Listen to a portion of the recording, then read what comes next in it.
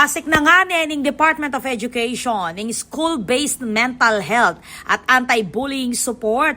Kapamilataning formal pa makisan metong dareng pengari at ring caregivers bilang kayaduangan lalam ning kaagapay program. King DepEd Memorandum Number 002, Series of 2026, tuturing la rin pengari bilang co-educators, asasahop king values formation, positive discipline at learner well-being king tuknangan bilang suporta king programa ning eskwela. Agpang kang Education Secretary Sani Angara, papatibe ning programa ning support system, dareng magaral kapamilatan ning aktibong ugnayan ning pamilya at ning pipag-aralan. Ating makasadyang 100 million pesos para king pamagpatupad ning kaagapay program kabilang ing parent engagement sessions at advocacy campaigns. Kasalukuyan ay iting kagawan king mabilog a bansa king school year 2025 to 2026 kayag naning mas pepasikanan na school-based mental health program ning DepEd.